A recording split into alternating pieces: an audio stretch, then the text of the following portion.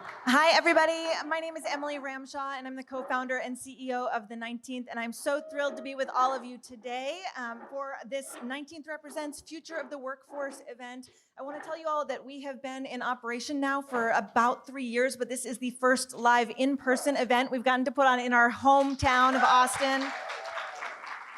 So this is really special to us for so many reasons, and it's amazing to have a crowd like this and to be covering a topic that's so important for us in this moment in history. So since 2020, the pandemic, the work from home revolution, we have all really experienced rapid technological and societal changes that have completely upended the way we work. The 19th was supposed to be an in-person newsroom. Just for an example, we're in 16 states right now. So we are here today with you to dive deep into the future of the workforce. How have the past few years changed the lives and livelihoods of workers across industries? And are these changes here to stay? What will it take to prepare the next generation for the jobs of the future and to ensure greater gender and racial equity in the American workforce? So we're going to be joined today by an incredible lineup of business leaders, of policymakers, of experts on workplace culture, all of whom are thinking deeply about labor, emerging technologies, and the way we work. Before we begin, I'd like to thank our founding sponsor, Indeed, our supporting sponsor, Notley, and our media partner, my alma mater, the Texas Tribune. Thank you to all of our sponsors today.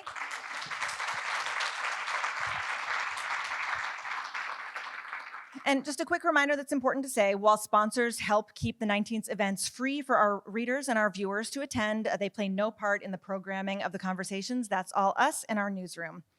All right, we are going to get into today's program, which we hope you will share online in real time using the hashtags 19th Represents or the 19th ATX. And now to kick off our first conversation, I'd like to invite our editor-at-large, 19th star and MSNBC star, Erin Haynes, and a very special panel to the stage. Erin, come on up.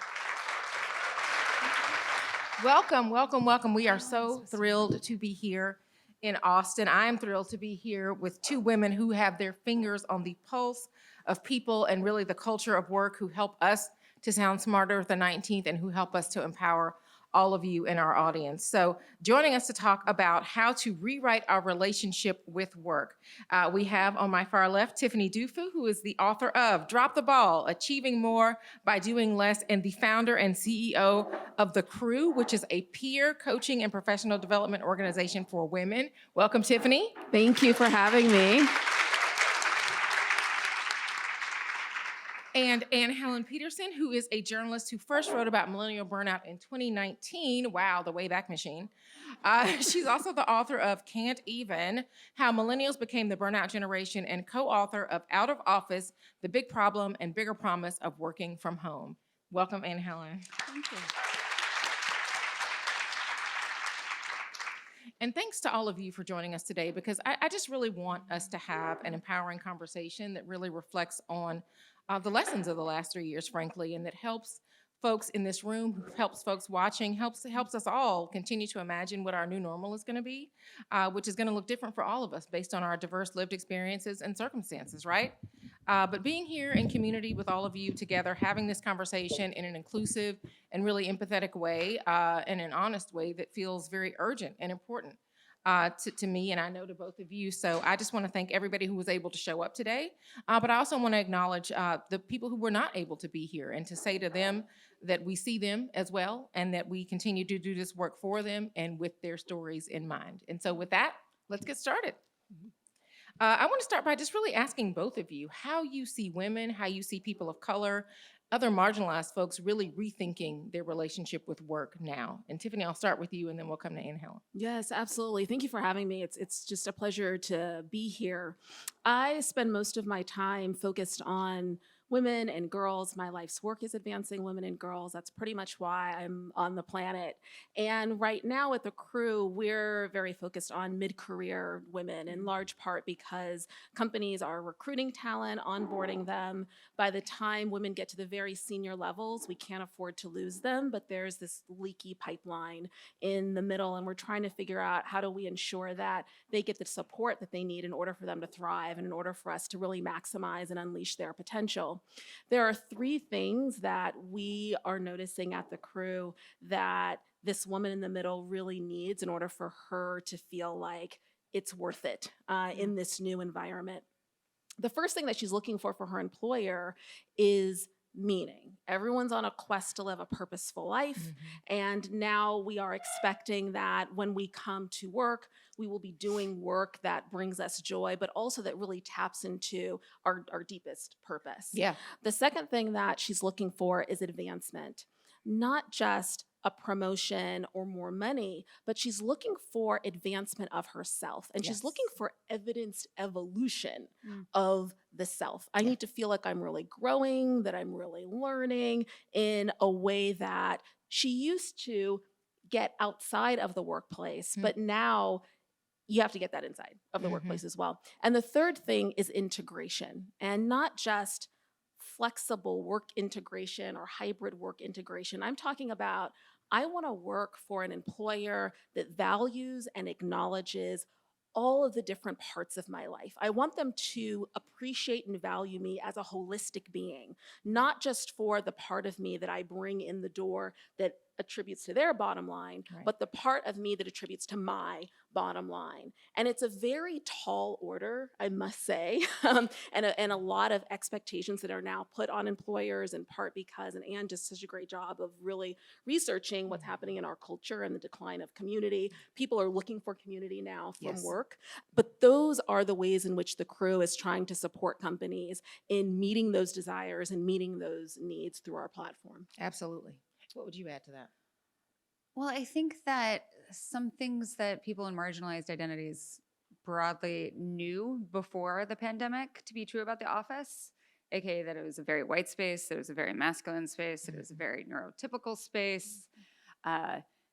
That's just become very, very clear, right? And there are reasons why, if you look at data from like Slack's Future Forum, that while people were working remotely or in a hybrid fashion, that sense of belonging, particularly amongst employees of color, went up, right? That's the opposite of what you would think in terms of how office culture would work, right? But if you allow people to not be in the office all the time, they actually feel like they belong in their office culture more. So, and we're also seeing just in general with women, incredible desire for the flexibility, both in terms of where they work, but also when they work.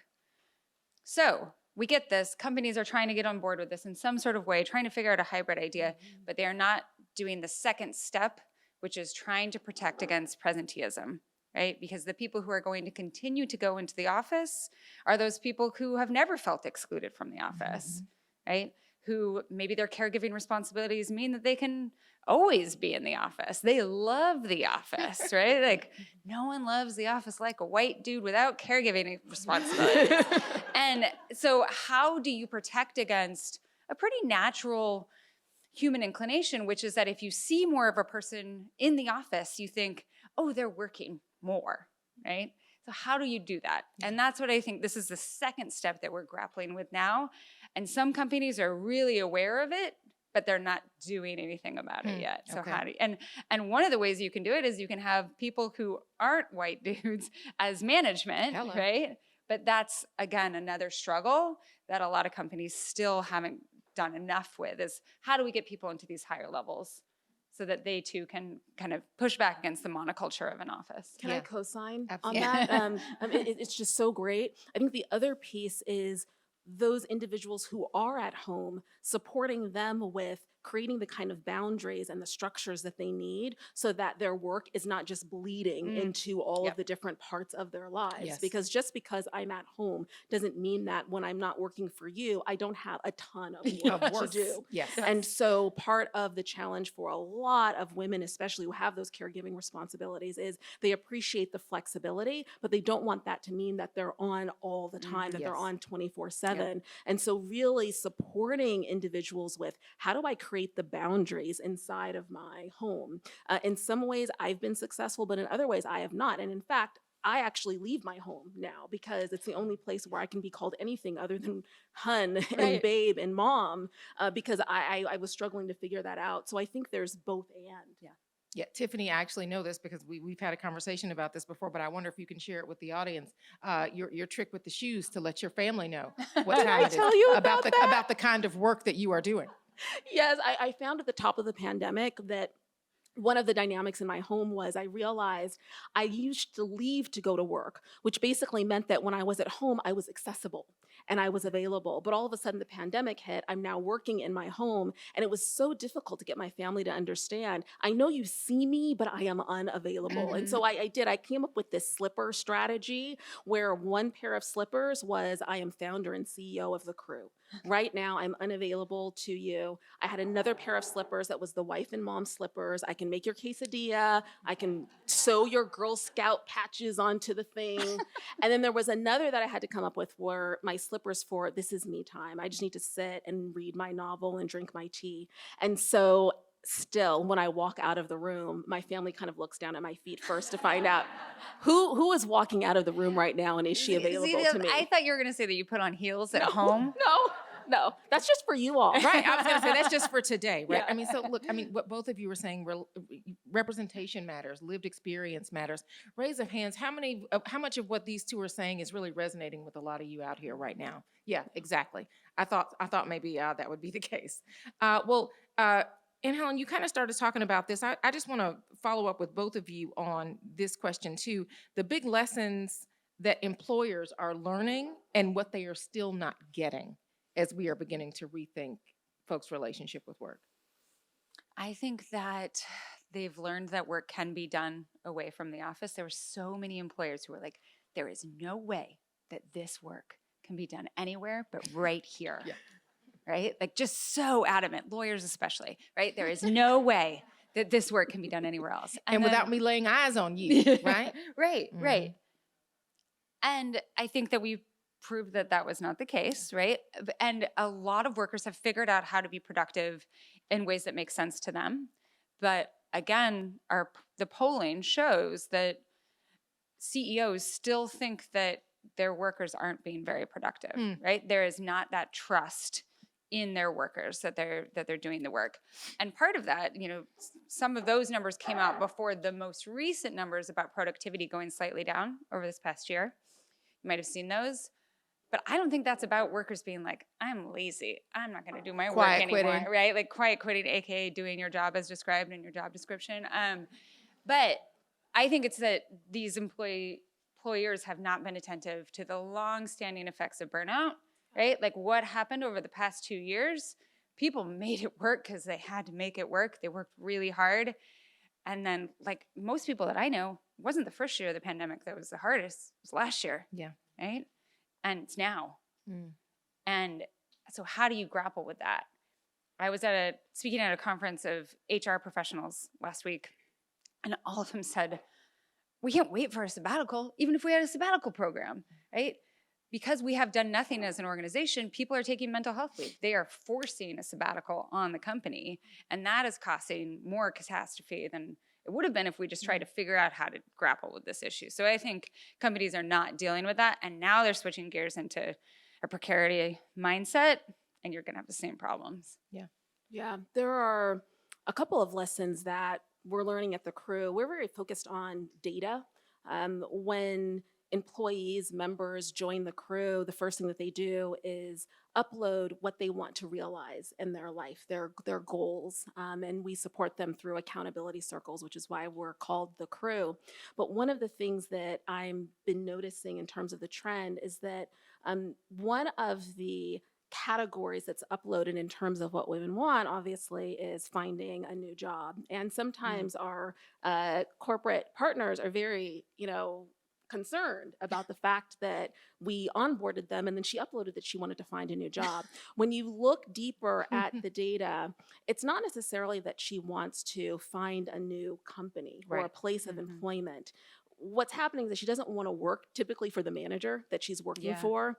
And it's much easier to navigate the politics of just going outside of your company to find a new opportunity than it is to actually navigate the politics of how do you find a new opportunity within your organization. So one of the things I wish employers could really understand and get is that communicating to her your allegiance to her ambition, to her growth, to her career trajectory, above and beyond the team that she's actually on, and finding ways of transparently allowing people to experience different teams and different opportunities will allow you to retain the talent because it's typically that's the issue. The second thing that we've seen is that when under the career category, when women are uploading, I want to define a goal that advances my career, the highest rated category is completing a project at work. About 30 something percent of the goals that are uploaded are related to completing some kind of project at work.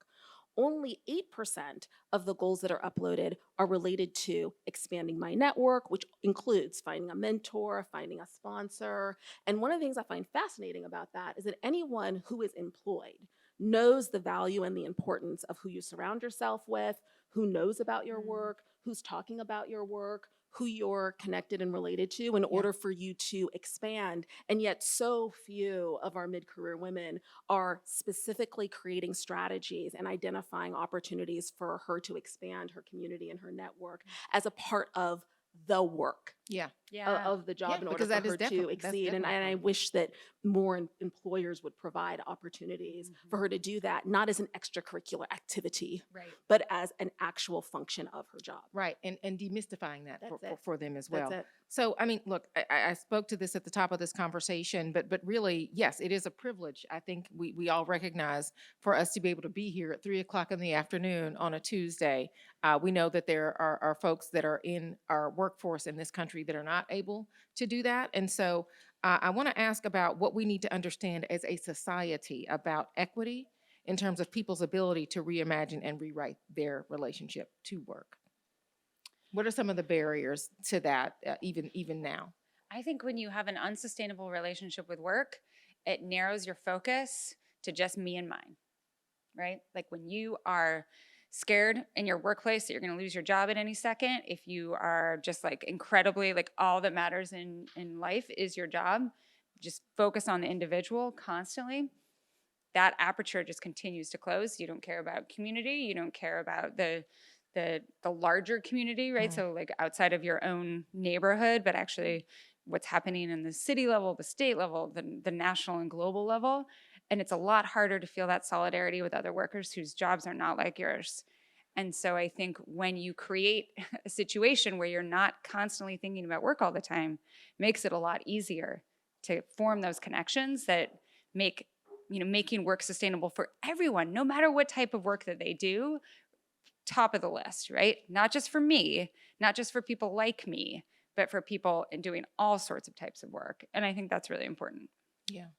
I think one of the things that sometimes we don't really think about is our privilege and our responsibility in relationship to our workforce and workplace opportunities. We think about it in terms of our identity. I'm Black, I'm a woman, I'm middle class, I'm college educated, but my ability to have a lot of agency over my calendar, for example, or my ability to be able to create a workplace and an environment where hopefully everyone can bring their full selves to the table is power. And so I think it's really important for all of us who are in positions of power in that way to leverage that in order to support people who don't necessarily have control over their schedules. I think the other piece is to just learn that culturally, different people have a different relationship to work. I stand on the shoulders of a lot of women who have always worked. It is not something that's incongruent with me being a phenomenal mother because me being an amazing mom is in part me securing financial freedom and providing economic opportunity for my children. It's something that I've had the privilege of aligning with my passion and my purpose and why I'm here. And I think that really not thinking of it as a zero-sum game, but understanding that people bring a cultural lens, they bring a historic lens, all of the context that people bring to work can be leveraged to both inspire and motivate them, and also to support them in providing opportunities for others. Yeah. You brought up one of the magic words that I was certainly going to address. So thank you for teeing this up, Tiffany. The idea, the 19th is certainly a workplace where we encourage people to bring their lived experience to work. That is something that a lot of workplaces have begun to do, especially I feel like in the last 3 years. The idea of bringing one's lived experience to work How do you see that as being a helpful thing for employees? Is it potentially a harmful thing to ask employees to bring their full lived experience to work? I wonder what thoughts both of you have on the idea of lived experience at work and bringing your full self to work. You want me to go? You want to You go? go first. I think everyone should have the right to bring whatever they want to bring. Yeah.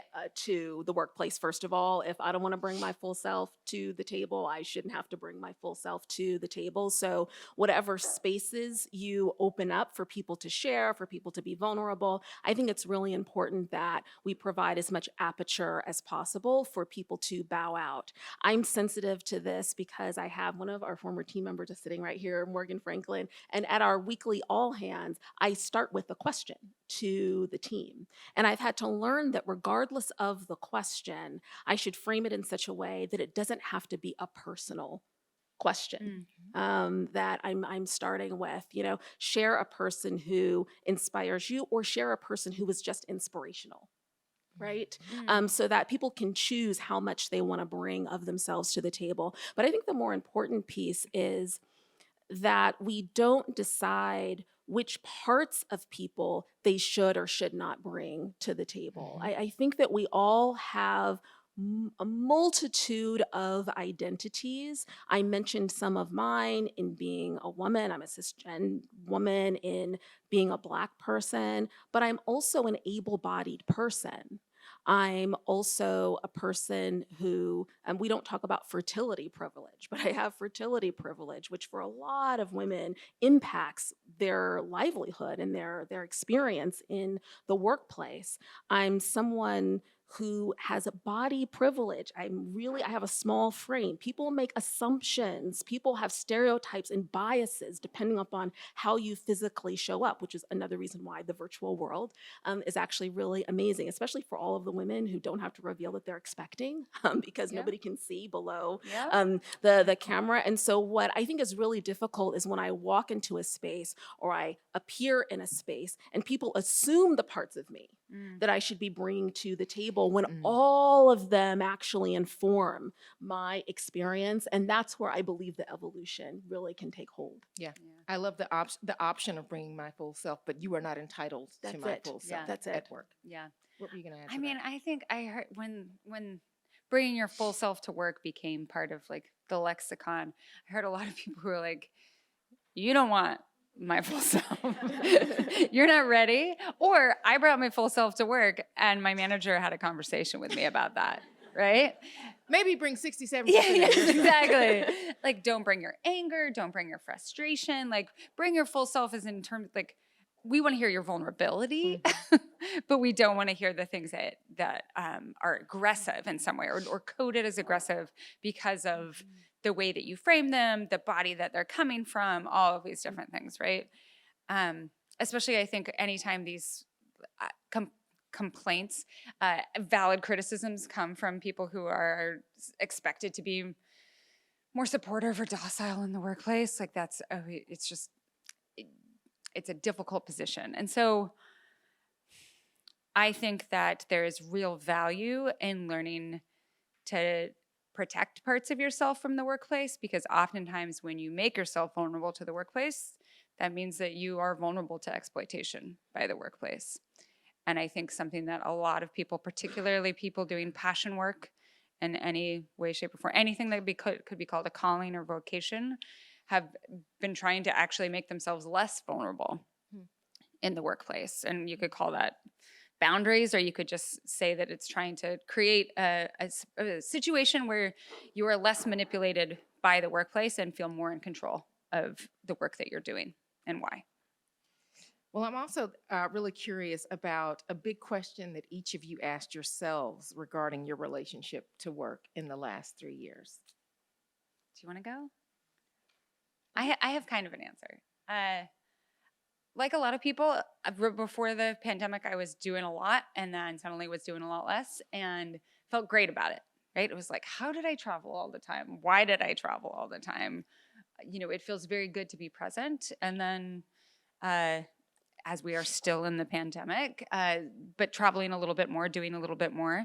And I've come to understand, and I think a useful frame for me is to think about arranging my work in terms of seasons, right? Kind of not necessarily in alignment with the school year or anything like that, but more like, okay, so I'm in a busy season right now, but then I'm going to go into a less busy, a more restorative season.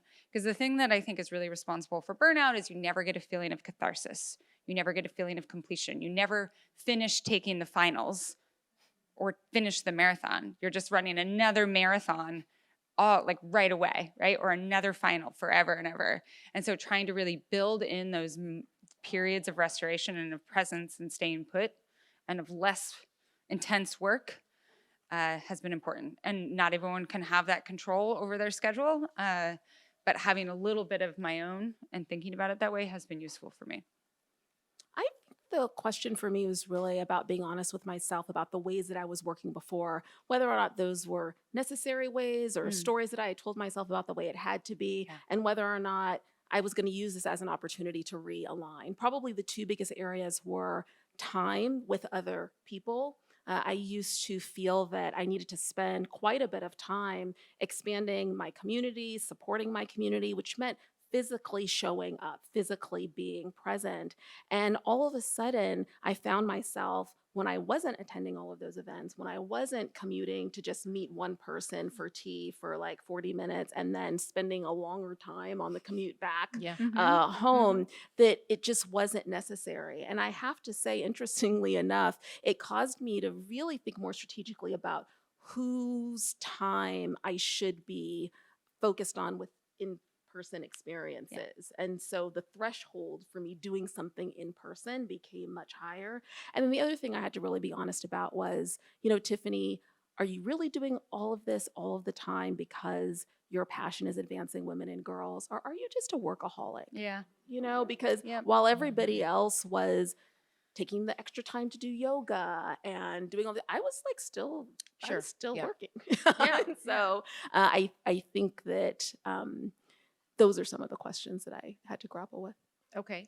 Well, as I just want a final thought I want to leave with those of us who are here in the audience and tuning in, and that is, what is a big question for anybody out there today to ask themselves, just to get this conversation going about what they think about in terms of what this means in their own lives, rewriting their relationship to work? What is a big question that can spark that thought for them?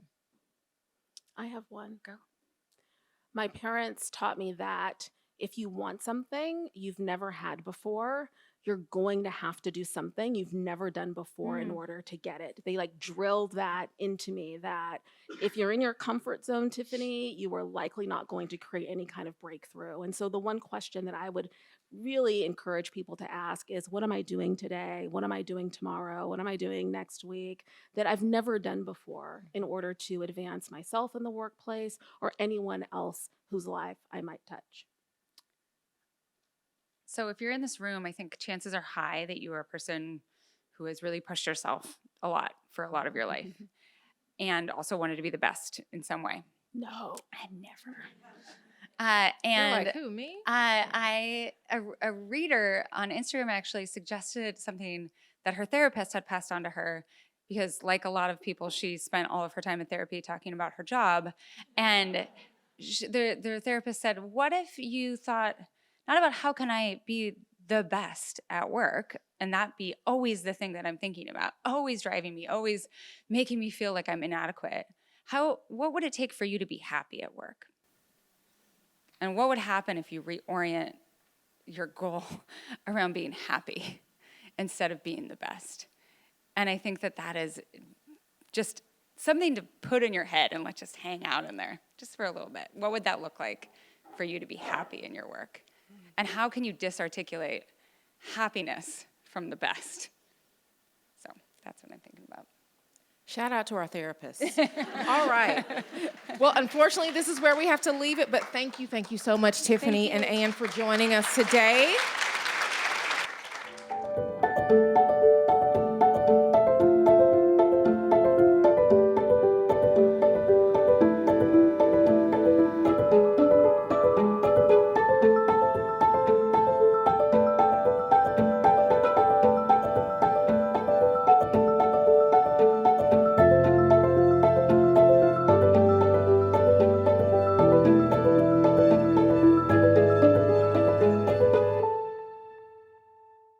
Good afternoon, everyone. I'm Julia Beechan. I'm the editor-in-chief here at the 19th. And when I say here, I really mean distributed across the country, because I am not actually based in Austin. But in this moment in time, we are all here together, which is such a wonderful moment. So next, we are talking about the workforce, how the workforce needs to adapt to meet the demands of the future. As technology evolves and the global economy shifts, many people in traditional industries in the US have been left without solid career paths. We heard a little bit about career trajectories in the last panel. So we're going to dive a little deeper. Today, joining us to talk about workforce development, education, and training are Katie Corrigan, a senior advisor at the AFL-CIO Technology Institute, which is the think tank for labor union organization representing over 12 million workers. Katie focuses on how to ready workers for a rapidly changing economy. Welcome, Katie. Next to Katie, we have Blair Corcoran de Castillo, Director of the Innovation and Design Studio at Opportunity at Work, an organization that connects overlooked communities with technology jobs. Thanks for being here. Thank you. And Melanie Flowers at the end here, the Vice President of Industry Partnerships at Pathful Inc., a college and career readiness organization. She's worked in technical training and workforce development here in Austin, local, for over 20 years. Thanks for being here, Melanie. All right. So let's start with you, Blair. You work at Opportunity at Work, and that's a real perfect place for us to start today. So help us set the stage. What are some of the emerging opportunities you see for the workforce today? That's awesome. Thanks so much for having me. So at Opportunity at Work, we start with the current workforce and understanding it as we think about the emerging opportunities. So Opportunity at Work's mission is to increase economic mobility for STARS, and STARS is an acronym that we use to represent the talented workers who are skilled through alternative routes instead of a bachelor's degree. So these are folks who have built their skills through community college, workforce development programs, military, and on the job. They just don't have a four-year college degree. And what we've seen in the past 2 to 3 decades is that employers have increasingly put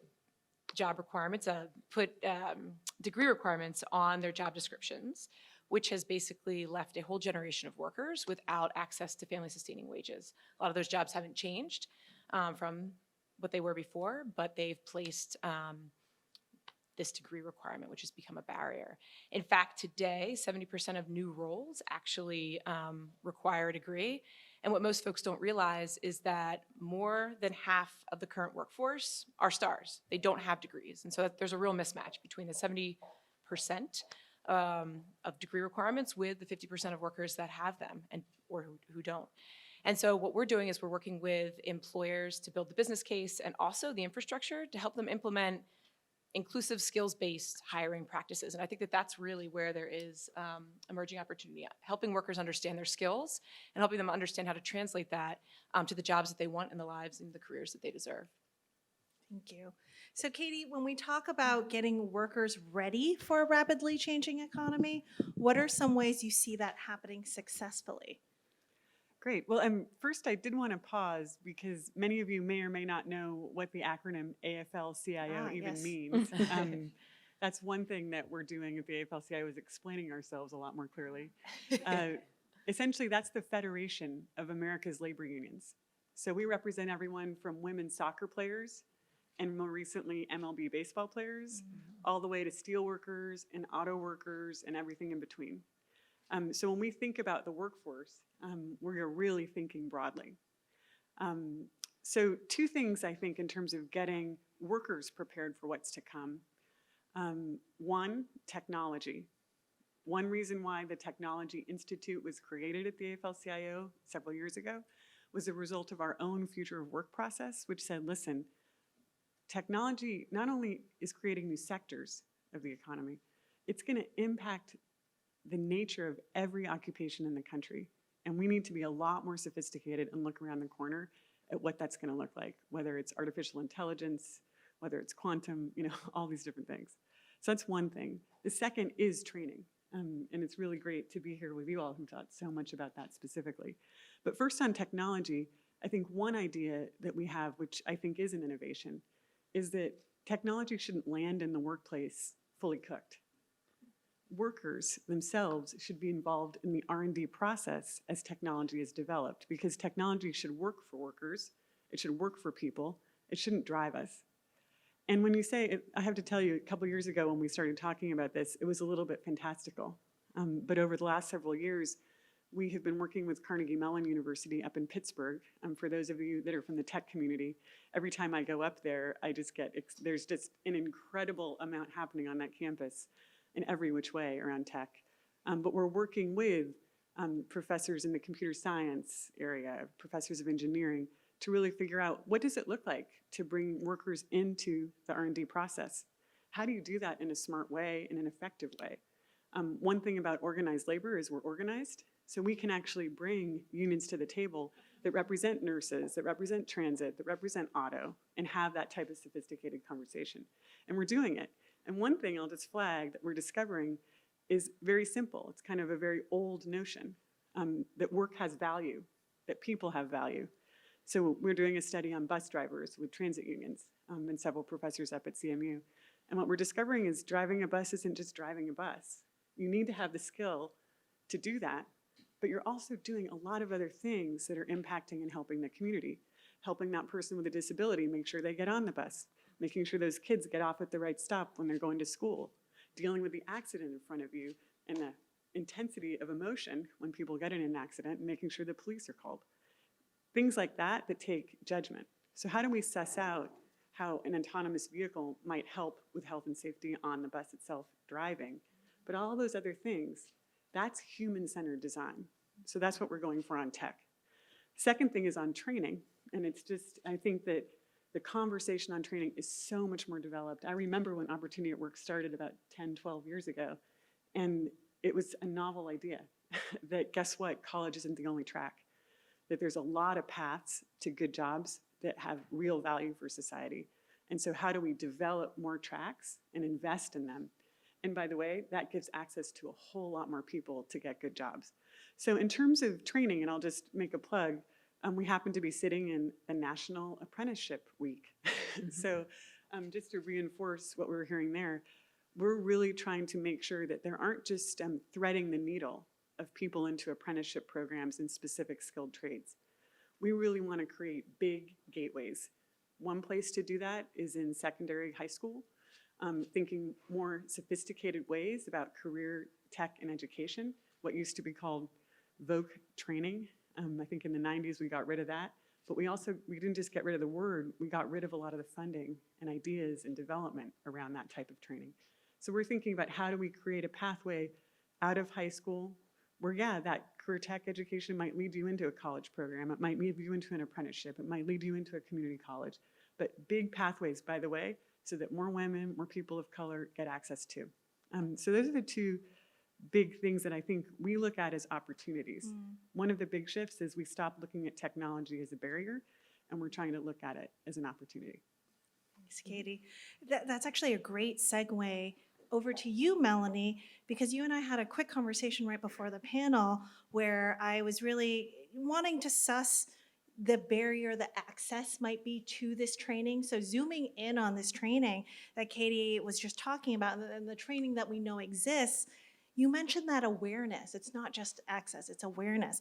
And I'd love to hear how you think we should be opening up, how we can be opening up that access and that awareness so that folks can take advantage of these opportunities.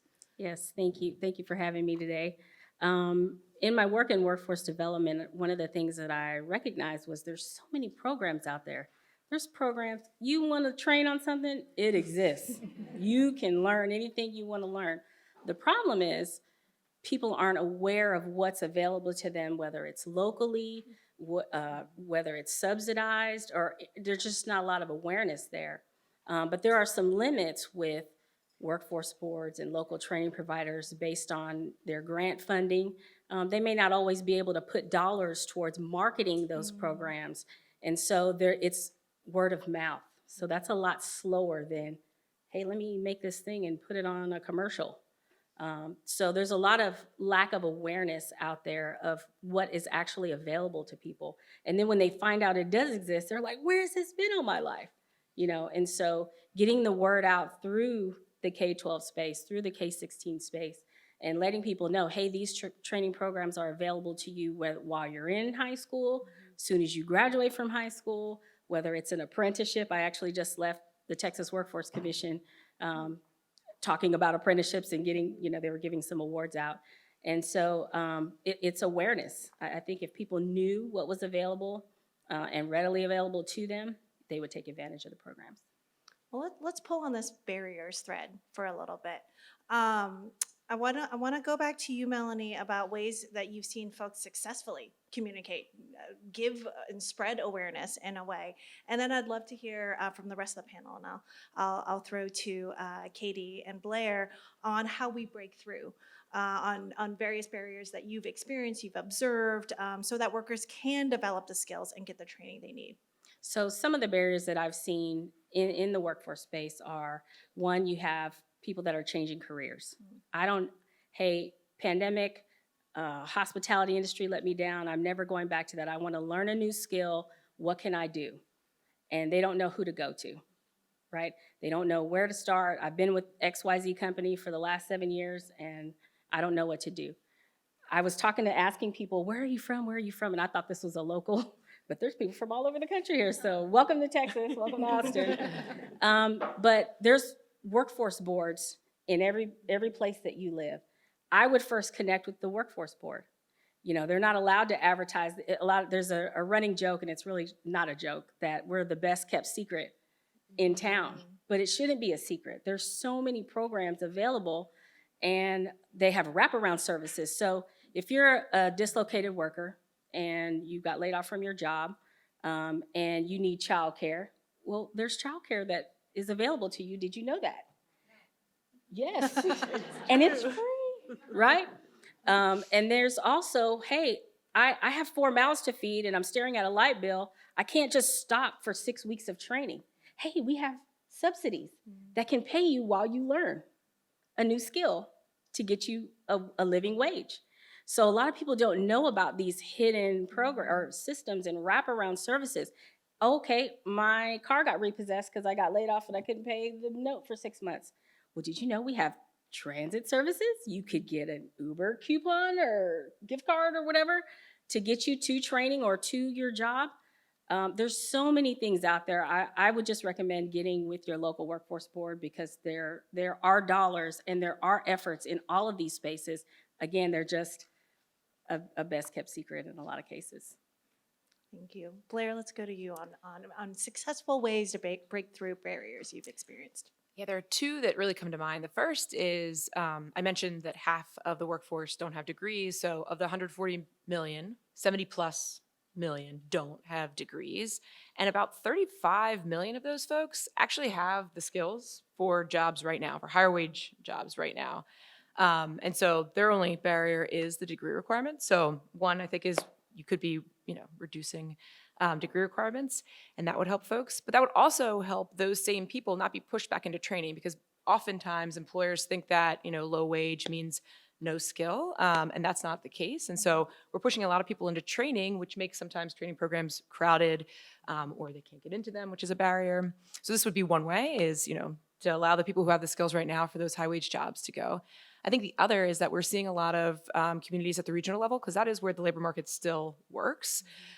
Even as, we have hybrid roles, work together, the workforce systems with the nonprofit systems, trying to kind of create a wayfinding system for folks who are looking for jobs.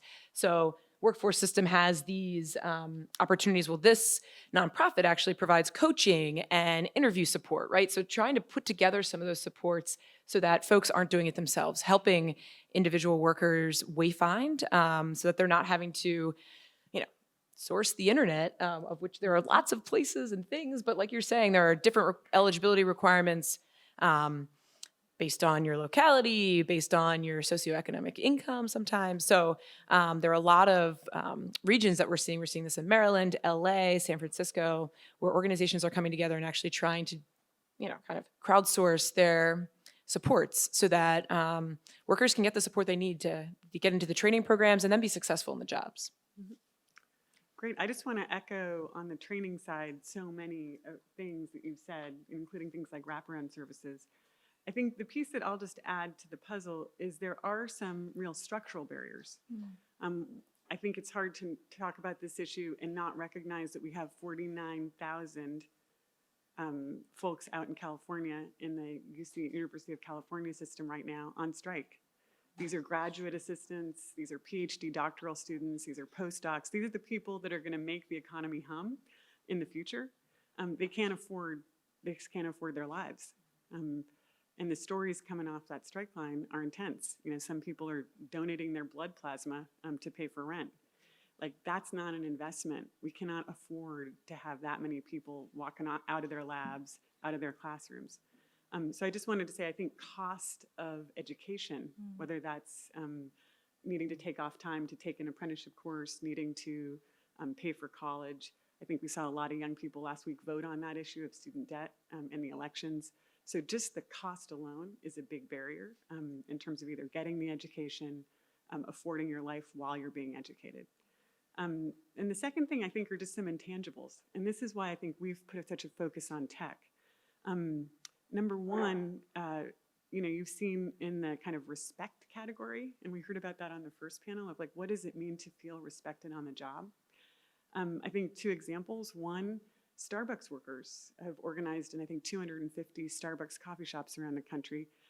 It was less about wages. I mean, of course, everyone always could do the better wage. It was less about, they even have some education benefits, but it really came down to respect that during the pandemic, they were frontline workers and did not feel like their voices were being heard in terms of the danger. So I think just that tangible thing of like, okay, if you don't have respect for your workers, are you really investing them in this way around training and education? And the second is just Elon Musk. He just got rid of half his workforce last week. He thought they didn't matter, and I think we all know now they did. So I think that just that notion of respect and valuing the work is a required intangible to do training effectively. And then finally, just that the humanity of it. That, again, going back to tech shouldn't be driving us in an Amazon warehouse, in a white-collar job on a computer. Algorithmic management is people are getting from the Amazon workplace floor. Guess what? They just got fired because they weren't meeting their requirements, which was all done through an algorithm. So I think that basic humanity, that basic sense of respect is also required for good training. And just a plug on unions, because how could I not? Unions are about bringing people together to empower them to say, hey, something's going wrong here, and how do we solve it? Thank you. Imagine Twitter with a union. Who had an hour and 20 minutes until Elon's name was raised? Anyone? I know. I was glad to be the first. So I have an audience question for the group. I want to lean in deeply into the solutions some more. We've heard about demystifying support and resources. We heard about evaluating qualifications and how respect shapes up. This question from an attendee here is, what could be or should be different about how we train? So continuing on the training thread, new employees in order to sustain changes going forward. I'll start with you, Melanie.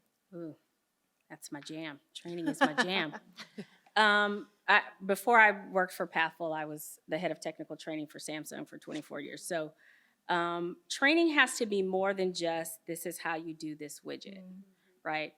So there has to be a plan for every role. For those of you that own companies, you have to have a plan to train those roles, not only to do the task, but there needs to be some what we call soft skills. I don't know what the new term is, but how do I communicate? How do I make a plan or a strategy for my career? It has to be more than just, this is how you do this thing, right? If more employers got on board with holistic training, if you will, not just this is how you do your job at the moment, maybe there's some advancement training that needs to be made available. People have to see themselves working for your company in the next 2, 3, 5 years. Everybody knows the war for talent is very real right now. And training and giving people a career path and a training plan that supports that career path is essential. And if you want people to stay with your organization, or if you want to stay with the organization, you have to be able to see, you know what, I could learn this. Maybe this is the fork in the road, and maybe I want to go leadership. Maybe I don't. Maybe I want to do this, you know. But having a plan, a training plan that shows your career and the evolution of your career in a company is so important. It's not just what you're doing at the moment. I think if more companies realize that, they'd retain a lot more people. Thank you, Melanie.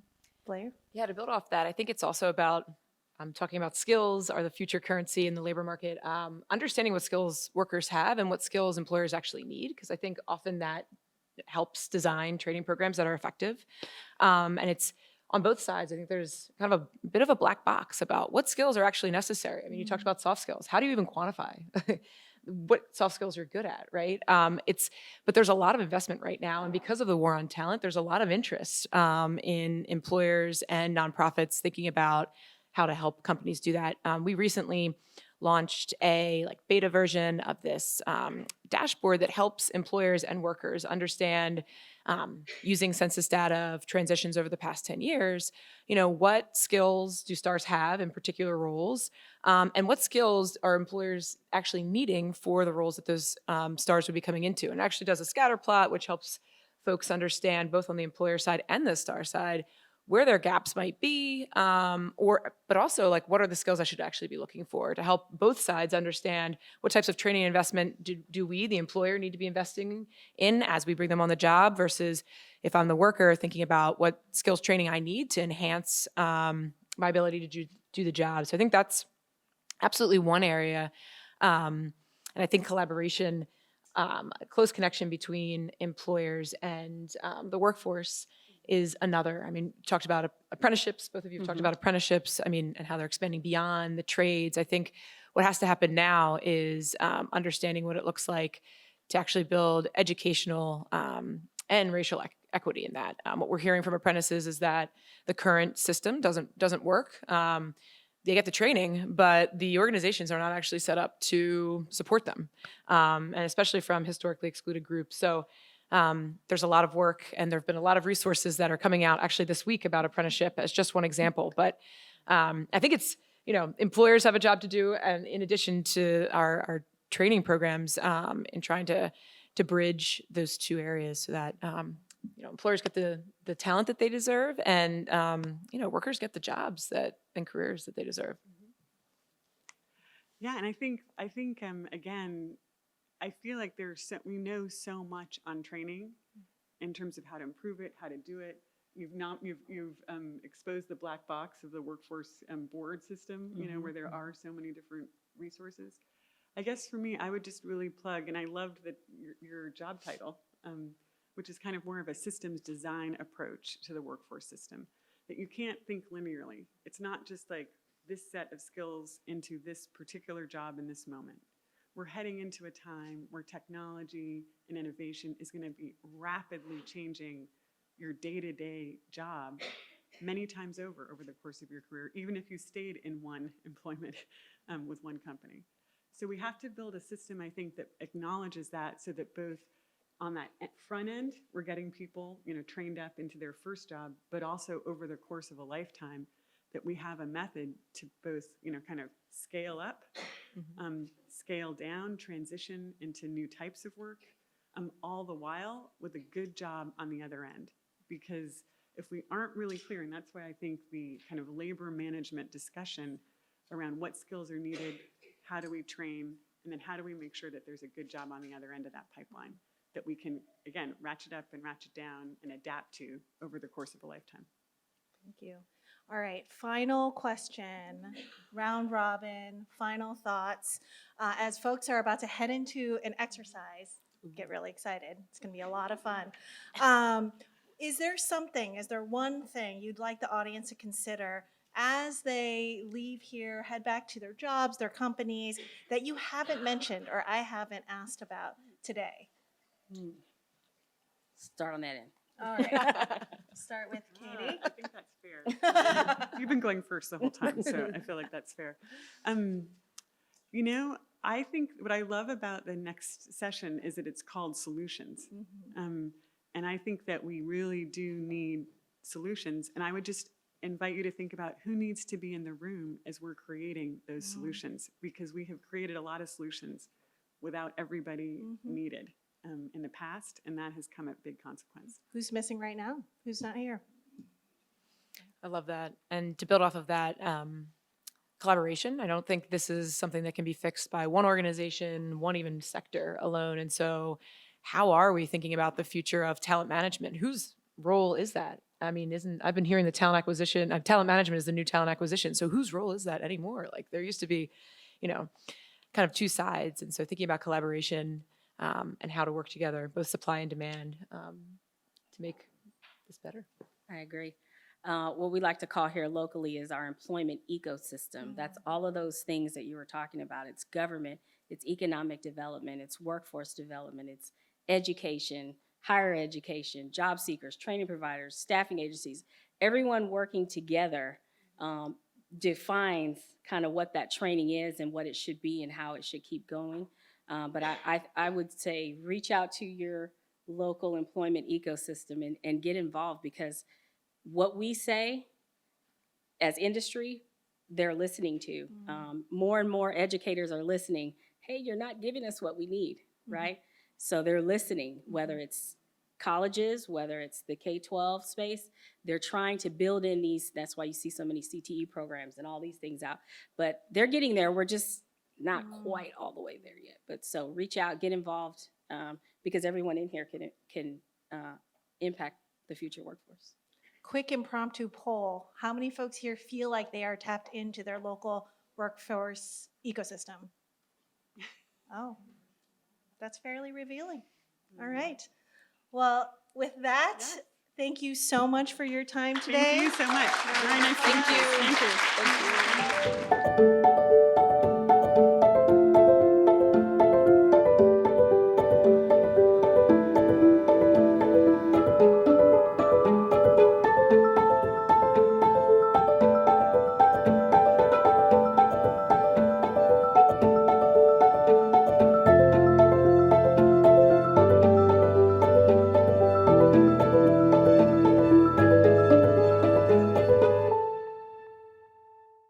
Hello, all right. Thank you, Julia, for the introduction. Again, my name is Jayo Miko Makasakit. I'm the Chief People Officer for the 19th News.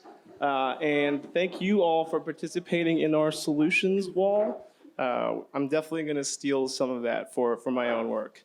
But today, we are talking about a topic that is near and dear to my heart, and it is how we can center people in the work that we are doing with intentionality.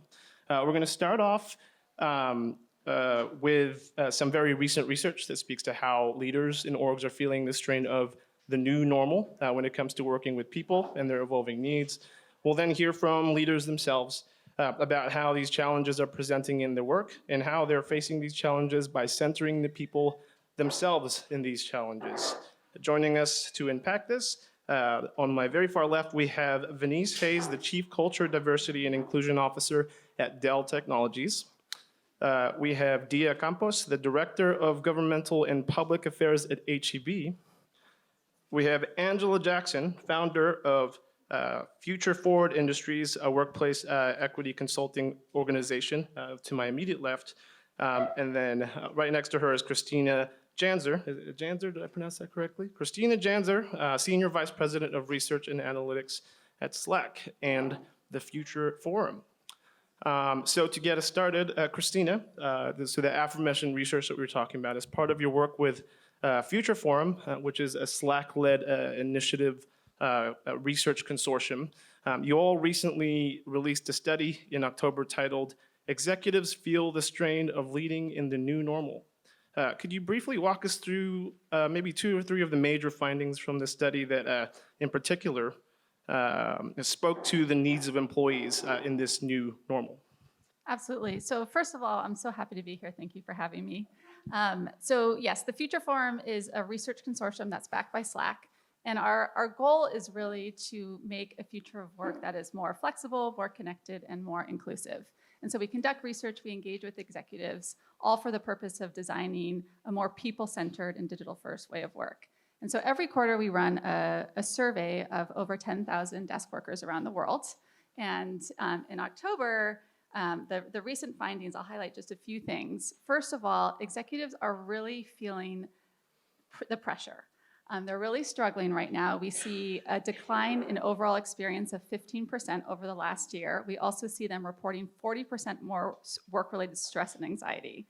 And because of those feelings, they're tending to revert back to old ways of working. They're tending to go back to the ways that used to work for them, which often is not what worked for many other people. The second thing that we're seeing is a rise in burnout. And so in the US alone, we see that 43% of people report feeling burned out right now. And when you dig into the data a little bit more, you see a lot of inequities. So women are feeling more burned out than men. Younger people are feeling more burned out than older people. And middle managers especially are feeling burned out. And the last thing that I'll highlight is really the importance of flexibility. And we see this in all of the research that we do. And so flexibility, we see that it has improvements in productivity. We see that it's really important for building a more inclusive workplace. And one of the recent findings that is actually a little bit surprising to me is that flexibility actually improves culture. So flexible work policies were cited as the #1 factor in improving company culture over the last couple of years, which I think is actually a little bit surprising. We saw a lot of nods from some of those findings. Venice and Dia, hearing these findings and working with folks directly in your workplaces, how is this resonating? We'll start with Venice. This is resonating so much with me. I know we spoke earlier, but flexibility and choice is something that is central to, kind of how we think about our team members and how they experience work. We also, right before the pandemic, had started thinking about work as being more of an outcome, less a time and a place. And so this notion of you have to be sitting in your cube, from 8 to 5 is gone now. It's, get work done wherever you need to get your work done, however you work best. So the flexibility kind of aspect of your findings resonates the most. Dia, how about you? How's this resonating in your work? Yeah, in our world at HEB, I'm not sure how many folks in the room are from Texas. I know at my table alone, I think I may have been the only Texan. But at HEB, we're a grocery retailer. So the pandemic was especially challenging for our workforce. So our workforce is about 130,000 strong in Texas. And we're the largest privately held company in Texas. And the vast majority of our employees are in our stores, are in manufacturing and warehousing and transportation and in logistics. And we have maybe 2,000 people at our corporate office. So the impact of workforce issues that stem from COVID are very unique to us. There was not a stop in the workday. There wasn't a disruption in our normal flow of work, other than we had to do it faster, we had to do it better, we had to figure out really, really complex challenges, all while keeping our employees, who we call partners, engaged and resilient and showing up to work and healthy and engaged. So, and that's honestly a struggle that we continue with to this day. We have not had a break. Here in Texas, we had COVID hit, and then we had the great ice storm, which a lot of you from the north would laugh at us because Texas could not handle cold weather for a bit. But that ice storm really impacted our supply chain and continues to exacerbate certain supply chain issues. So in our business, things like supply chain and inflation, they don't just impact the Texas economy and the greater Texas workforce, they impact specifically our workforce in a very unique way. So resiliency and really focusing on mental health of employees and not just flexible work schedules, but everybody in the room, everybody wants to find eggs on the shelf when they need eggs on the shelf. So there's a lot of complications with scheduling and being able to make sure that our employees have a great quality of life. while they are doing the important work for our customers.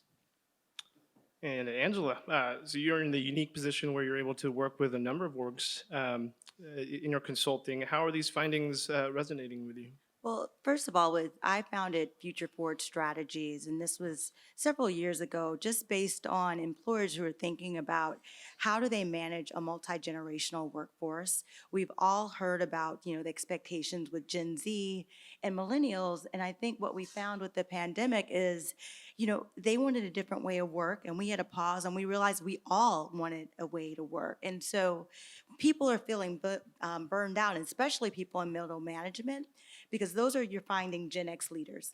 And so we learned work from baby boomers, right?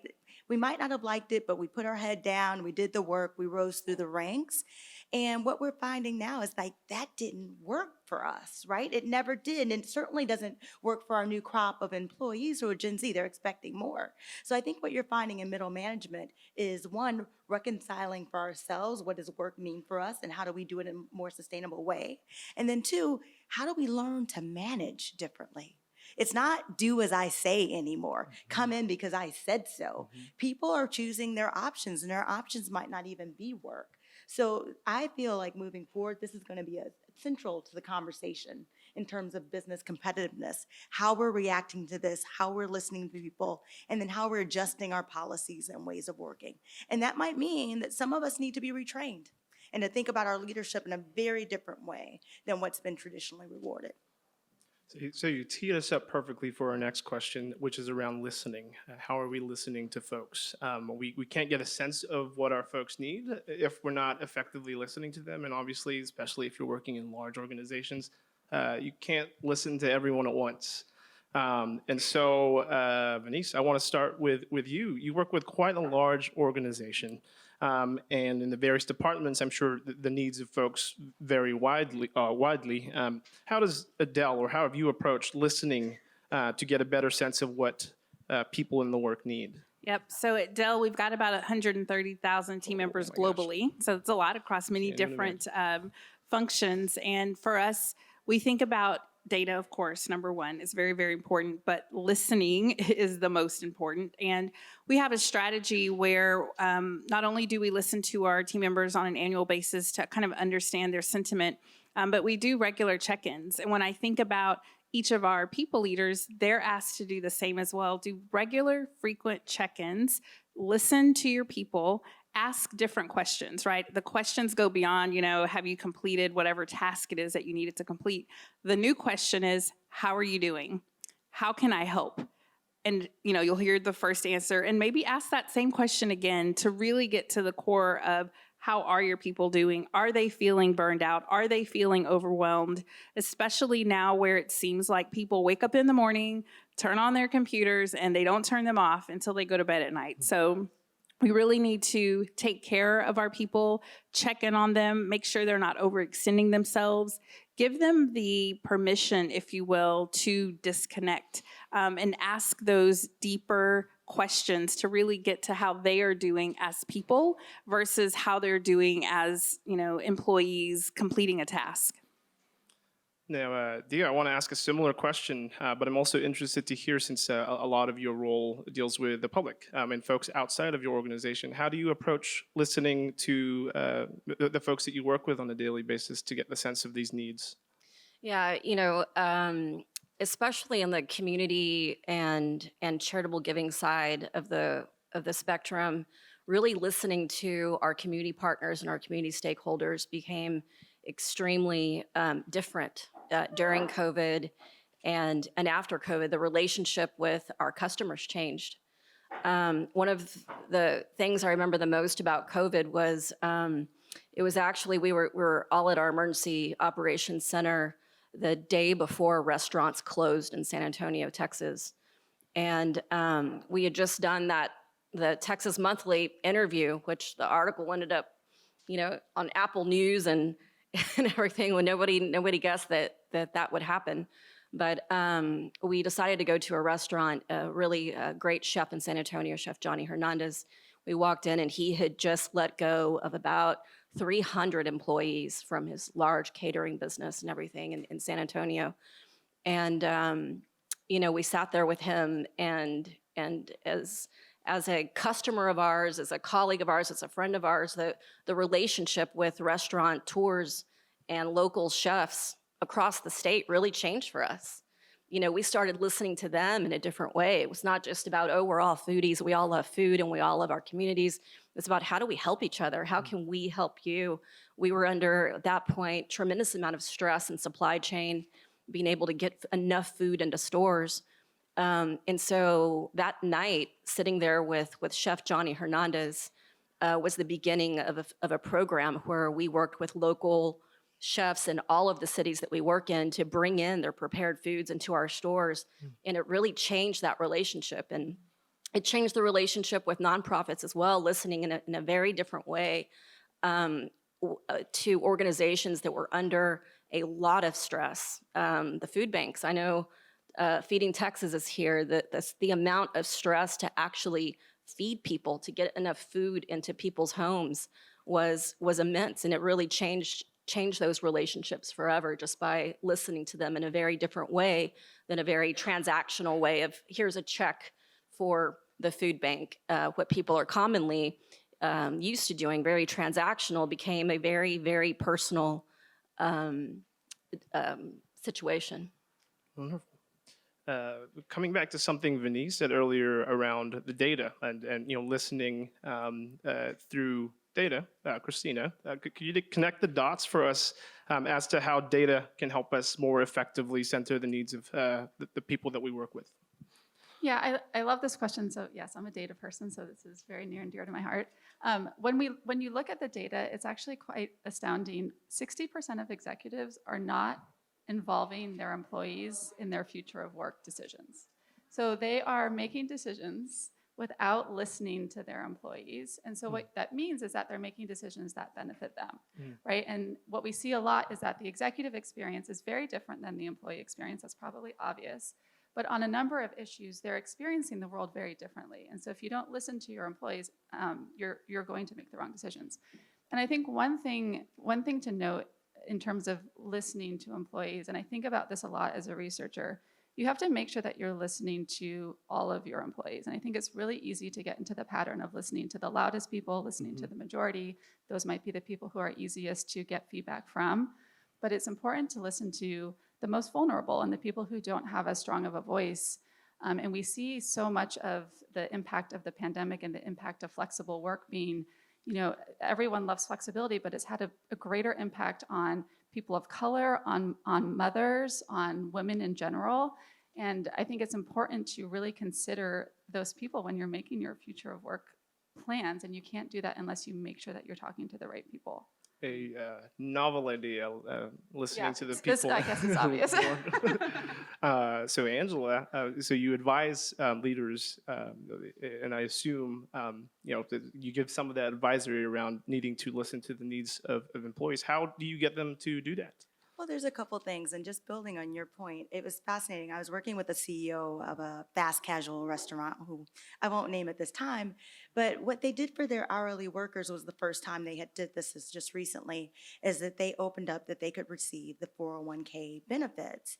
And he came to me and he was perplexed because no one had taken advantage of the 401k benefits. And so he thought that's a great benefit. And for him, the CEO of a company who has disposable income, that's amazing. But for someone who's making $11 or $12 an hour, they might want a different benefit. And he hadn't even considered that. He thought he was being generous and he was doing the right thing. He wouldn't even, when we talk about listen, it's not what people tell you, but it's also the data. Like, he didn't even look at the data and say, okay, no one's taking advantage of this. I wonder why. Let me consider this. And so 2 points I would make with CEOs and people that I work with in businesses. One is you listen to things other than verbal. Look at all the data, and we're receiving data every single day. And then the second thing that I think a lot about around this issue of just equity and thinking about different work and how people work is really understanding to make sure that our listening isn't just performative. Because many times when we listen, I advise the CEOs that we work with in C-suites, listen with an action orientation. Because when people keep telling you the same thing that's wrong and nothing changes, that's when they begin checking out. And it's almost worse than listening at all. Because like once I've told you and nothing's happened, that's where the deep like discontent begins to like grow. So switching gears a little bit, now we've listened, or now we have some strategies for listening. At some point, we're going to have to deliver on some of these things that we're listening to, and we're going to have to meet some of these needs. And so what we've come to find, and what we find in our work at the 19th, is we can't always rely on best practice. Or the way we've always been doing things, even when we know what the issues are. And as the research has said, this is a different world that we're approaching. So we're going to have to find novel ways of approaching it.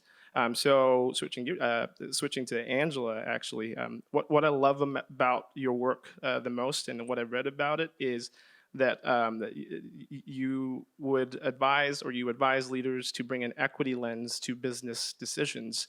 How have you made the case to folks? Because it does take extra work. I've lived it firsthand. How do you make the case to folks that creating policies and business decisions that center people is a good thing? Yeah. So this goes back to something, Venice, that you said, and also you, Dia, in terms of like HEB, thinking about how can we help people? We can help them by giving them a check, or we could help them by selling their products that benefits them and it benefits the organization. Like, how do you really center a best practice, and like, how is it a win-win for everyone? And so when we're working with CEOs at Future Forward Strategies, we're really thinking about how can data help in this aspect. Full disclosure, I sit on the board of a company called Arena Analytics, and what they help employers do is better understand who is in their workforce. Typically, when someone hires you, they hire you for what's on your resume. They don't know if you've been there for 2 or 3 years, if you've skilled up, if you went back to school, if you've gotten a certificate, if you have had children. They don't know how you've changed over the course of your tenure. And so I think that's where technology can help, and really allowing employers to understand who's in the room. When you think about when there's a vacancy, that's an opportunity to promote from within, right? That again helps with retention, it helps with satisfaction. But if we don't know who you are, if I don't know how you've changed over the last 5 years that we've worked together, then it's hard to know who's in the building. And so the employers that we are looking at are really thinking about the future work and practices. One, by starting with like, who are my employee bases? What are their lived realities, and what's most important to them? They'll tell you, but the data also shows, right? If you really look at it and take time. I love that you're on the research end. A lot of companies don't have a research person that's looking at this data on a regular basis, and that's really critical to make more of a personalized, like you said, it's not one size fits all. Yeah, and from talking to Christina, they have a whole department of dozens of people involved in research. And so it really speaks to how employers are now making this not nice to have. It's an actual part of the work in order for us to succeed. Venice, how does this play out in a structural sense? How can an org approach converting all this people data, either qualitative or quantitative, into actually meeting those needs? It goes back to what you were saying, really knowing your talent, really understanding people's aspirations, skills, what is it that they want to do next, not making assumptions. I loved how you said whenever there's a vacancy, that's an opportunity to grow someone or promote someone from within.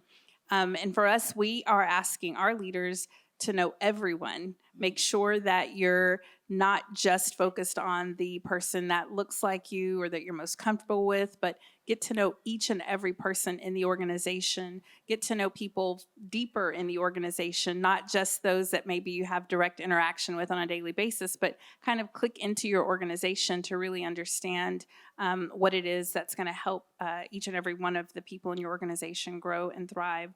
So knowing talent is a big one, which I think that's something that in the past it was maybe kind of surface, but now we don't want to be caught off guard or surprised when we start seeing women leaving the workforce or people of color leaving the workforce. We want to make sure we know them by name, where they have gaps, what can we do to help fill those gaps and make sure they're getting the development they need. The skills conversation that we had earlier spoke to me as a former teacher. All of our people want to come and do great work. They want to be valued. They want to be seen. And so whatever we can do as leaders to facilitate that, that's what we have to continue to focus on. Right. It's sort of going beyond the icebreaker and maybe just, That's right. When was That's the last right. time you cried? But Dia, same question for you. How are you converting this people data into meeting those needs? Yeah, we talk to our partners all the time and hear from them, and on the level of actual policy, like we can talk about policy that we are working on, actually removing policies that inhibit greater success of our partners in our workforce. That's something that we're very passionate about. And a great example of that is we ask our partners, like, where are the friction points in the company that we can help resolve in order to make your work better, your life better at work. A good example is that as a lot of our store leaders, we're very frustrated that when we lose power, which happens a lot in Texas due to hurricanes, weather, ice, whatever, it could be windy today and we'll lose power. And that was very frustrating to them, because when we lose power, we lose food. And food is very difficult to restock a store, to resupply a store. How do we preserve food and perishables in our store for our customers to be able to have them? Because throwing away an entire 128 square feet worth of food is not fun to watch. So one thing that they really wanted to work on is how can we maintain power in our stores? And so that was a big policy issue, actual state policy issue that we were able to address during the last legislative session, that then turns into less friction for our store leaders, for our store partners, to have to worry about having to dispose of so much food, which actually happens quite often, can happen quite often, in a state that's very weather sensitive.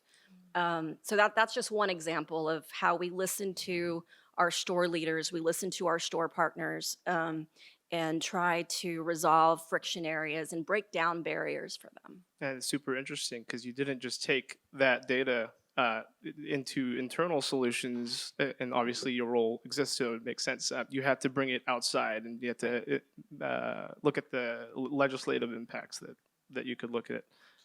Christina, I heard a little bit about this from our previous conversations. How does Slack use the data that you and your team are able to collect? Yeah, there's a few things that I'll mention. I think, to your point, there is no one size fits all, and I think that's important to recognize. But we're really trying to embrace flexibility, both for where you work, but also for when. So schedule flexibility is actually much more important from the data. And so we think about things like team level agreements. Let's not pretend that there's going to be one policy across the company, but let's look at your individual team and figure out how you can work together. And so that's just, coming up with agreements for how we're going to collaborate and when are we going to collaborate. So we have things like core collaboration hours, which is sort of like, for some teams, it's something like 10 to 1 are the times where you're sort of expected to be working.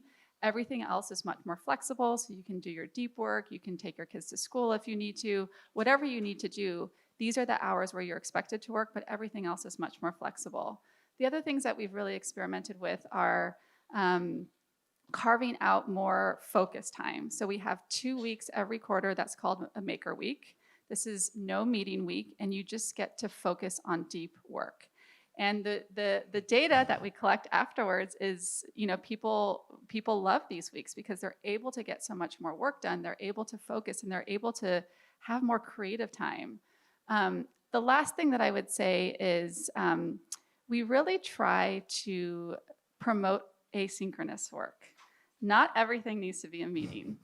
And I think it's important that we always ask ourselves every day, does this need to be a meeting? And often the answer is no. And so what would it look like if that update was put in Slack, where you can read it when it's convenient for you? You don't have to be in the room, in the Zoom, whatever it is for that meeting. And I think that's an important thing to call out. And then finally, on the point about there's no one size fits all, we've really embraced a culture of experimentation. And so we're very quick to try things out. And if they work, great, we'll implement it. And if not, we will try something else.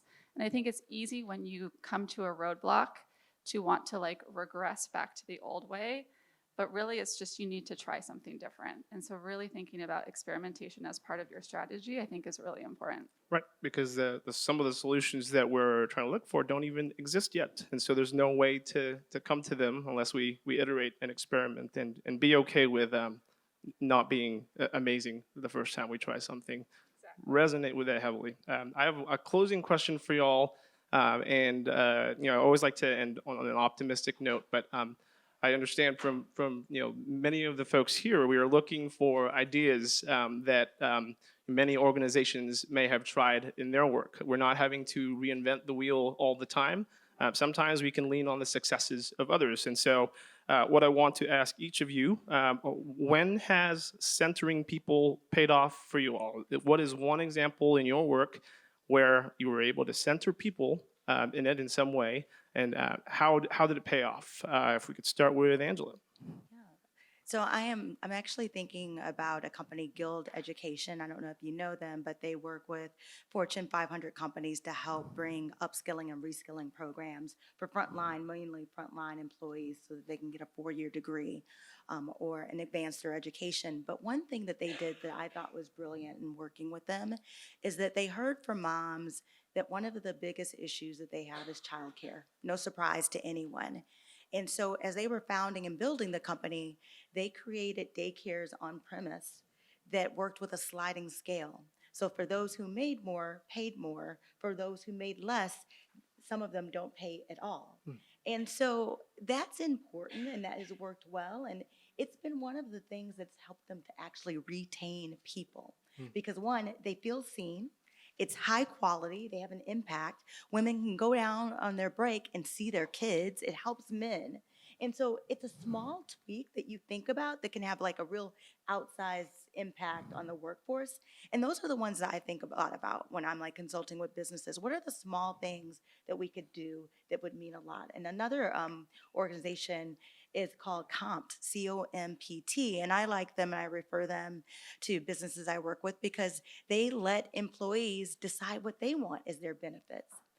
What's important to me, as a woman with a family and a daughter may not be important to someone who's 22 or 23. And so taking those dollars that you would allocate to benefits and letting someone personally decide how they want to spend them and what's best for them has like outsized dividends. That's wonderful. Christina.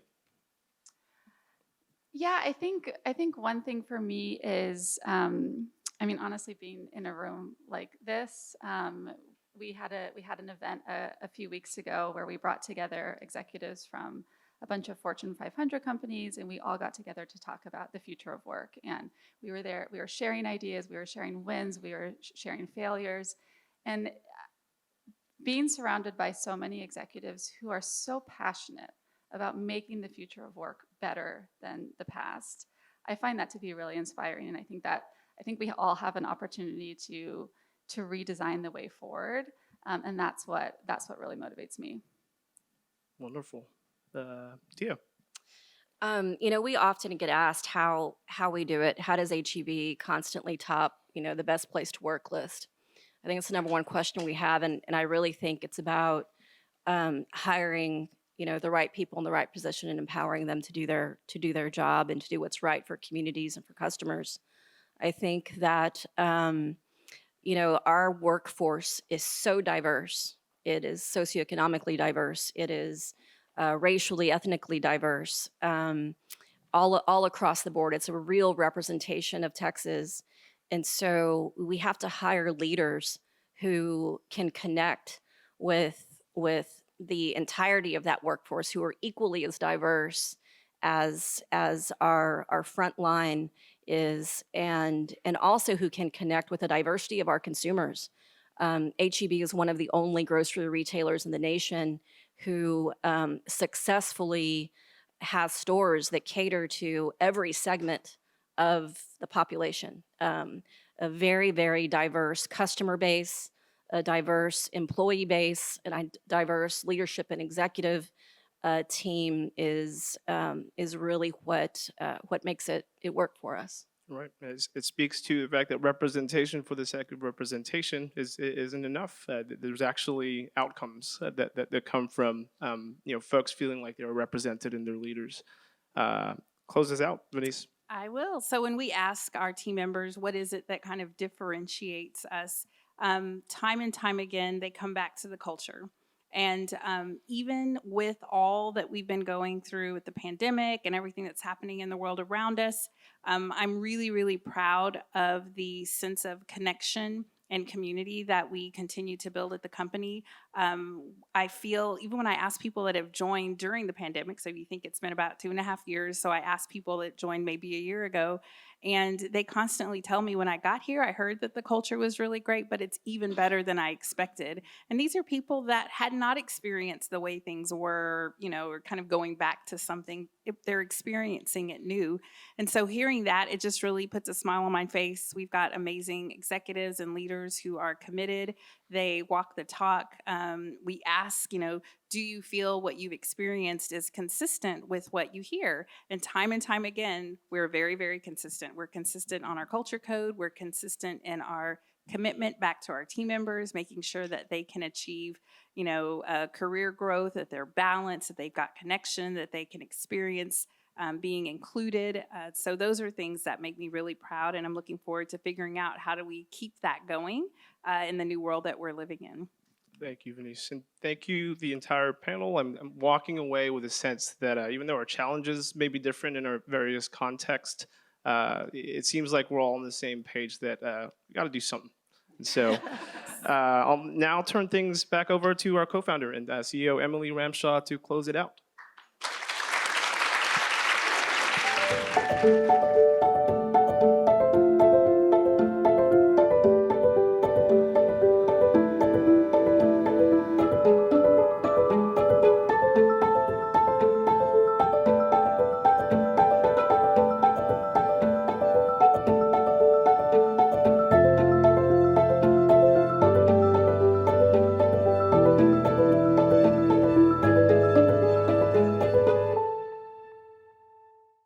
And before we close, we just like to thank again our founding sponsor, Indeed, our supporting sponsor, Notley, and our media partner, the Texas Tribune. Thank you all for making today possible.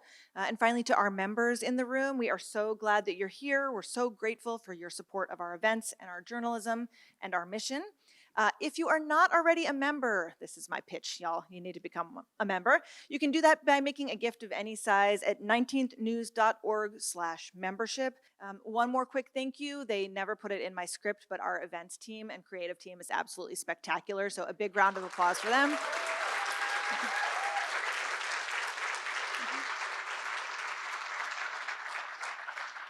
And to those joining us virtually, thank you so much for spending your afternoon with us. We will see you all next time.